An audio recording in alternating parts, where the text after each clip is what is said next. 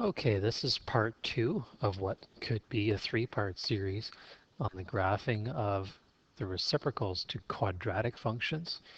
We left off here with a completed graph of the function y equals 2x squared minus 7x minus 4. Our task now is to go back and consider how we're going to plot the function here that's given in the example. Okay, so let's go back to our graphing space and begin considering some key aspects to this. Now, all of the information that we had determined for this quadratic is going to be useful to us in graphing the reciprocal. The first one has to deal with the vertical asymptotes. Okay, so those VAs, I'm just going to clone this line here. Not to say that symmetry is related to this VA, it's simply a means for me to copy and paste a line into place. We know that the VAs occur at the zeros of our quadratic function. So I'll just clone that again. So what this means for us is that the graph of a parabola is being split into 3 parts because there are 2 VAs. Because of these 3 parts, we also have to expect that the reciprocal will have 3 parts as well. Okay? So now we set the task to trying to determine where these 3 parts will occur. So let's just take a note here of this as well before we move further.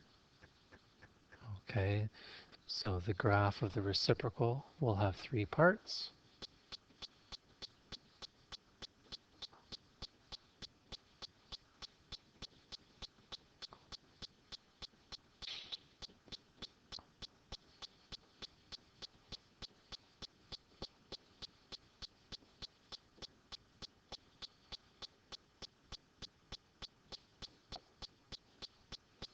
Its vertical asymptotes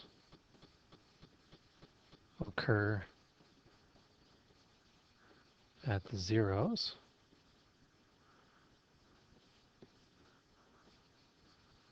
of the quadratic function. Those values were minus 1/2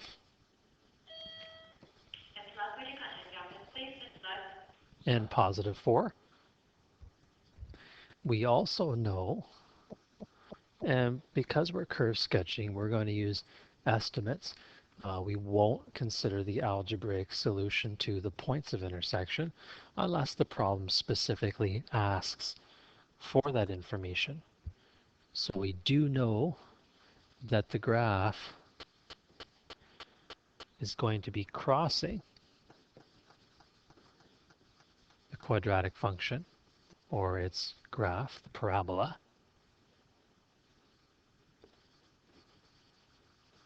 where y is equal to positive 1 and at negative 1.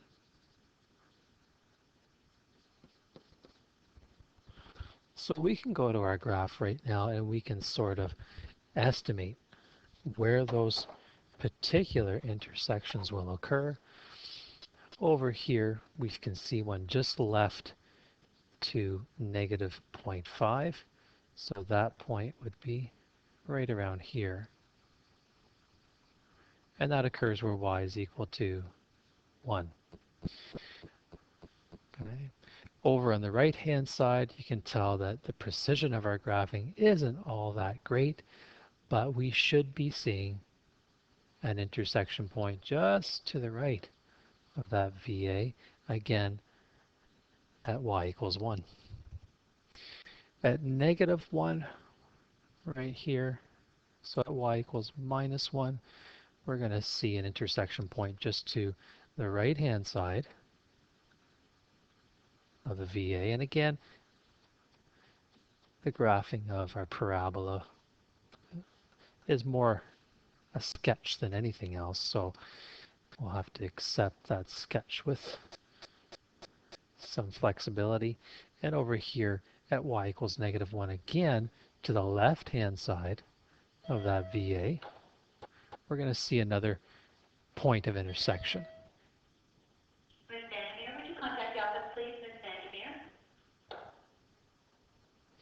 Now we can begin sketching the graph, okay, on the basis of this particular, or these facts.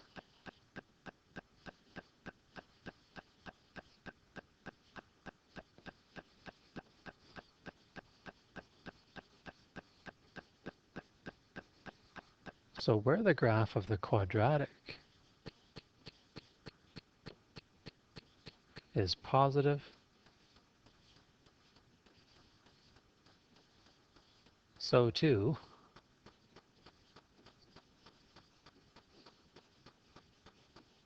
is the graph of the reciprocal. Okay, scrolling ahead a slide just to leave space for notes, we know that the same is true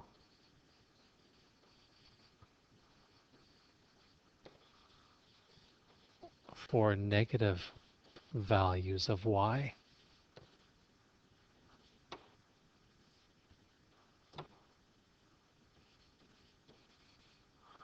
That is to say,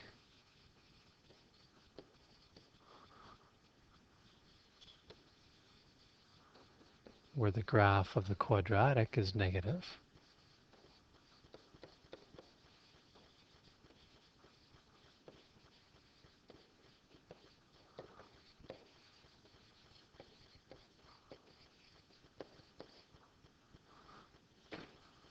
so too is the graph of the reciprocal.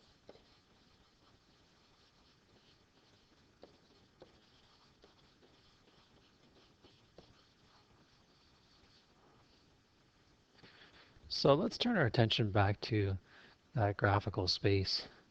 And I think what I'd like to do momentarily, and this is not going to exist indefinitely, but I just want to impress upon you this particular fact, is if I were to draw boxes around the regions where the graphs share the same sign of y value, that is positive or negative, if we look to the right-hand side of our VA, okay, so I'll try not to touch the VA, but we should be seeing both graphs occurring in this region here. Dan Kelly, would you contact the office, please, Dan Kelly?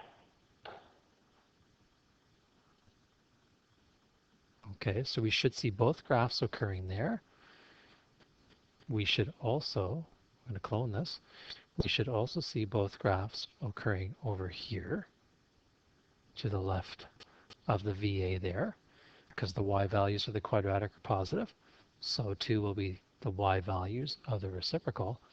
And last but not least, we're going to be seeing the graph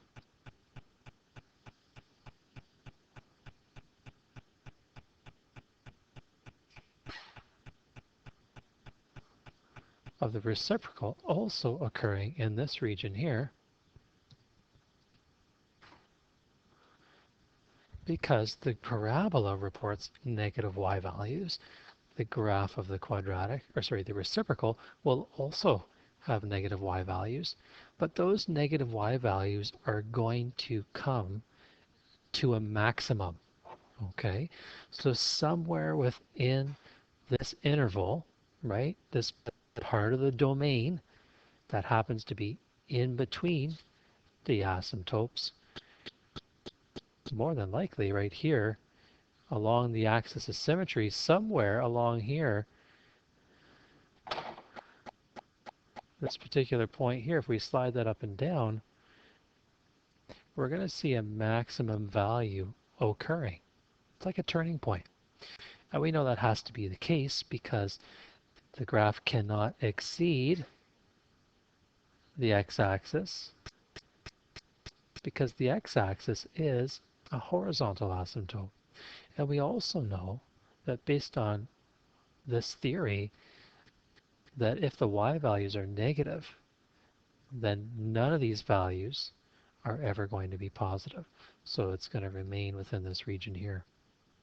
I'll leave that point there for now because we will end up having to place it. So I'm going to remove these particular boxes for now, as we've already covered the idea that the regions of the graph have to appear there. And we're going to begin our sketching. We do know that the graph is going to reach a maximum at some point in this region. So the graph is going to tend in that direction, moving towards the horizontal asymptote. It's also going to decrease here, and that is alongside the vertical asymptote. Up here we have to have positive y values. So what we're going to see is an interval where when we move to the right, the y value is decreasing, and here moving towards the VA, the values increasing, not touching but increasing along that line. And this whole idea comes from another particular fact that we've covered. And we'll just remind ourselves of that fact, is that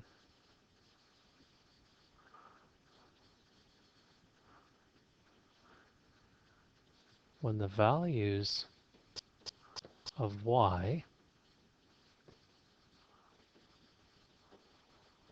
for any function that is, but for the quadratic, are increasing,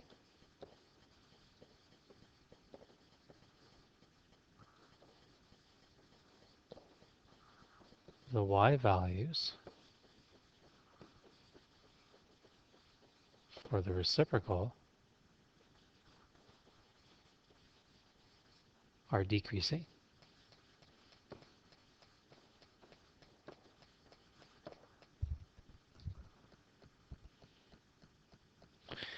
And given our time, we'll come back and complete the next node in the graph